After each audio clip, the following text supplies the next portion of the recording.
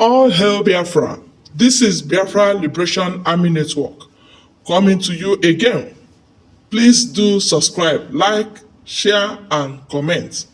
Any Nigerians injured for whatever reason, it's our duty to protect Nigerians. The only people we're after are those ones that don't mean us well, the enemies of the state. And anyone who makes himself an enemy of the state, then will be ready to face the law. The Nigerian army stand assured in defense of our democracy, of our peace, of our harmony, and we are not going to shift ground on that. We still have in few states, in Kano, Kaduna, Katsina, and Bauchi states, group of people who started campaign, subversive campaign, waving flags of other countries and openly calling for military takeover of government. This is not a protest, but an offense of treason. All right, you heard them. They spoke today in reaction to some of the things that we saw. Today, Mr. Femi Falana, a senior lawyer, said there is no place to the threat to our democracy. Yesterday, he said that we need to focus on those monies being spent or being released at the federal level to this federating unit, to especially to alleviate the poverty in the land. Let's speak to him now. He joins us live from Ikeja in Lagos. Thank you so much, Mr. Falana, for joining us tonight. Thank you. Yeah. Let me get, just briefly, I'd like to get your assessment because it does look like things escalated quickly and badly in the second and third day of the protest, considering how we were now talking about moving from the conversation on the agitations, the demands of the protesters, now to the issues of mutiny, issues of treason, issues of subversion of our democracy. Did you ever envisage that things are going to go in this direction? And now we are even now having to discuss how there could be some kind of international dimension to a possible subversion of the instituted authority in the nation. Well, I never thought in my widest imagination that what started as a peaceful protest would snowball into a campaign by some elements for an unconstitutional change of government. Whichever way you look at it, it is totally unacceptable because for almost 3 decades, Nigerians went through a horrendous experience to chase the military out of power in Nigeria. We were also involved, some of us were also involved in the struggle for the democratization, as it were, of a number of African countries. We were involved in the struggle against apartheid, in the struggle against colonialism in the Southern African region. Currently, I'm personally involved in the campaign against the colonization of Western Sahara by Morocco. So to that extent, we cannot fold our arms and allow undemocratic forces to undermine the democratic process. We are bound to have peaceful protest. We are bound to disagree with those who are in power. We are bound to condemn the denial of the dividends of democracy to our people. But peaceful protest should not be allowed to degenerate to a situation whereby forces of repression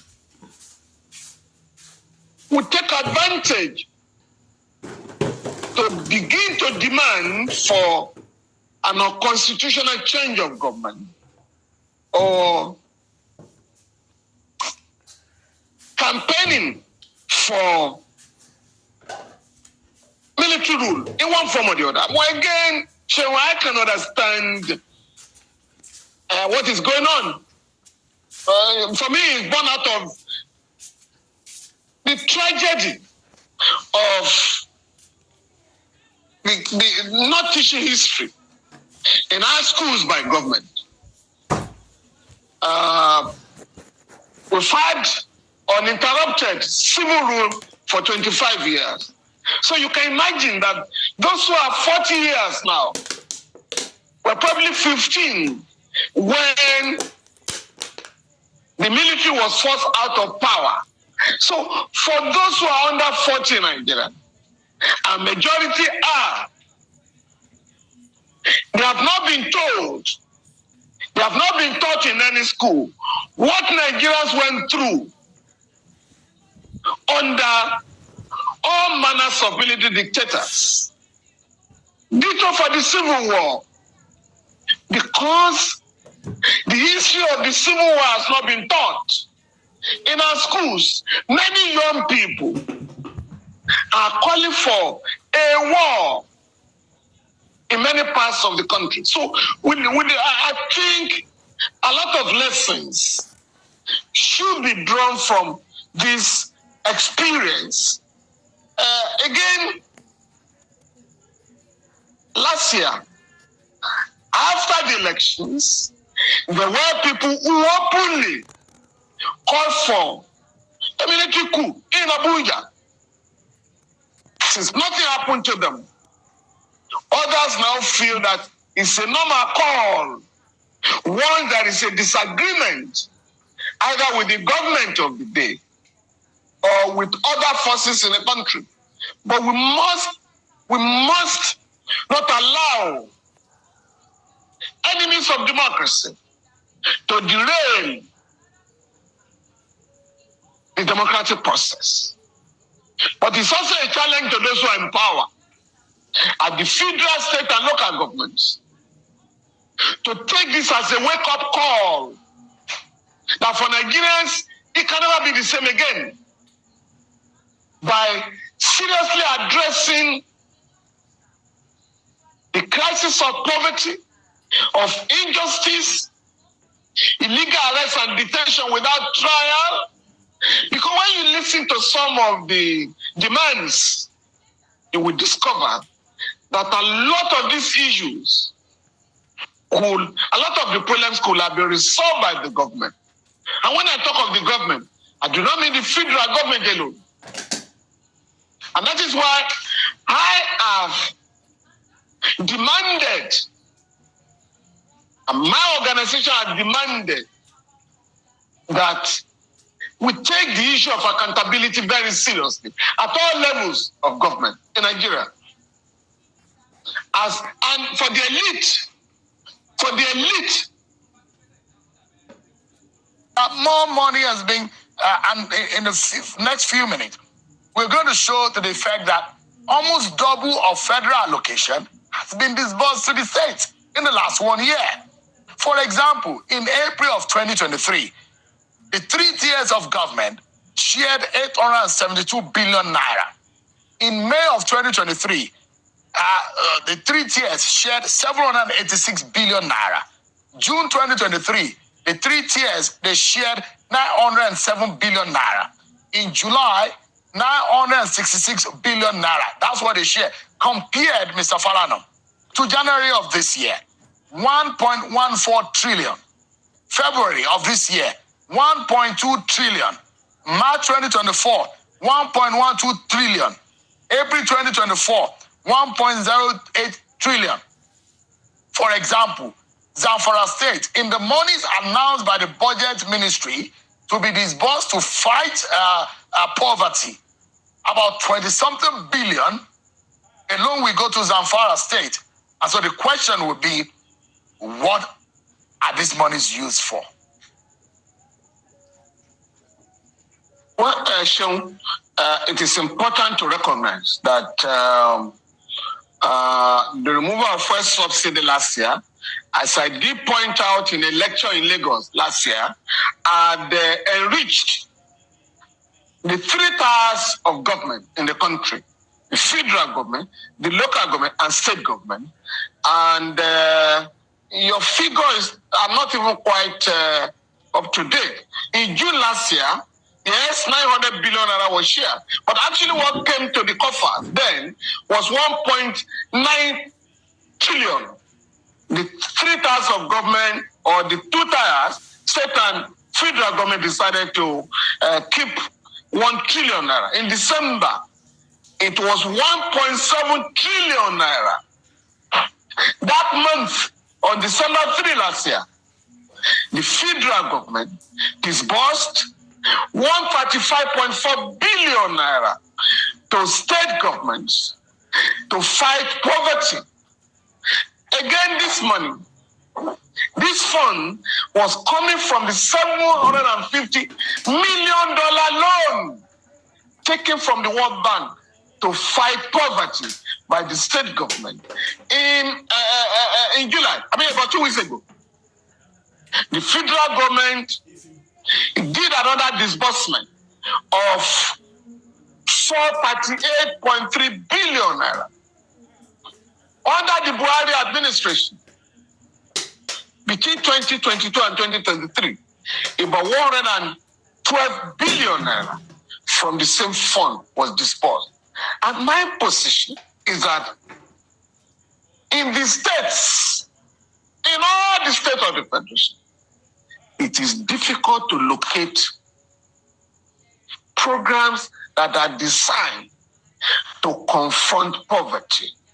But I must say this time around, Anambra State and Kaduna State did not partake of the 438 billion because the agency in charge of disbursing the money did say that they were still expecting the reports from the two states of previous disbursement. So we're talking of 34 states and the Federal Capital Territory haven't received 438 billion to fight poverty. Why I issue a statement on this is that whereas in December, when I pointed out that 135 billion naira had been given out as part of post-COVID-19 program, this money had been given to the state. I was abused by one of the presidential aides. I think one Tope Ajayi came out to lambast me that I was exaggerating the figure. Now, happily, the federal government has now been compelled to say the total sum of 570 billion naira had gone to the states in the last 9 months or thereabout. In other words, the 135 billion naira and the 438 billion naira, totaling 573 billion naira. So if you have that kind of money in our country, I am challenging the elite. I'm challenging our people, traditional institutions, youth organizations, women groups, and the rest of them to go to each of the states and demand from the governments what projects are going to be carried out from this fund. Mr. Falana, let me come in quickly. Yeah, no, just one point. Let me point. Yeah, I'm also pleading with Nigerians to ask the legislators, those who took 500 million naira in Abuja, the Senate president that took 4 billion naira for constituency project. This is the time to ask what these projects are about. We must ask each of the legislators in Abuja, so that we can begin to take accountability seriously. And beyond the protest, we must now go back to the drawing table to demand for accountability. Yeah, what I wanted to point out, because of our time quickly, Mr. Falana, is that the $750 million that was published in the newspapers, disbursed to the state as reimbursement to states and the FCT, which it was supposed to be COVID-19 Action Recovery and Economic Stimulus Program. That money, Mr. Falana, is a credit. And what happens in a credit is that it's a World Bank supported credit. Either one way or the other, you will pay it back. Now, for example, Mr. Falana, Zamfara said we will receive over 49 billion. Nasarawa said we will receive over 27 billion. Plateau said over 26 billion. Gombe said over 25 billion. Kebbi said 21 billion.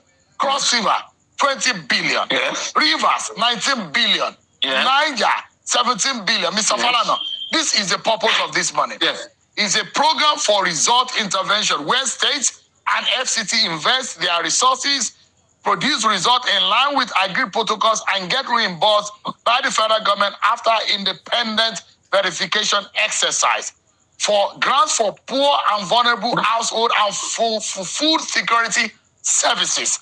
That is the purpose of that money. And yesterday when we told our viewers, the hashtag where is our money needs to start now. It's a serious matter, isn't it? Now, those projects must be published, for which reimbursement is being claimed, and the refinery will be asked to pay in Naira. The government must now sit down with the company.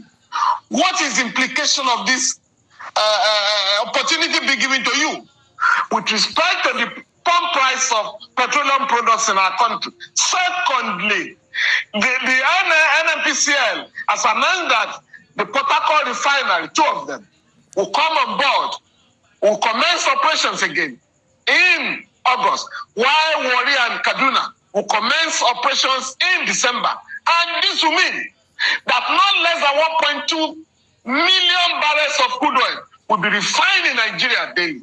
All right. This government should be advised to ensure that those dates are not shifted again.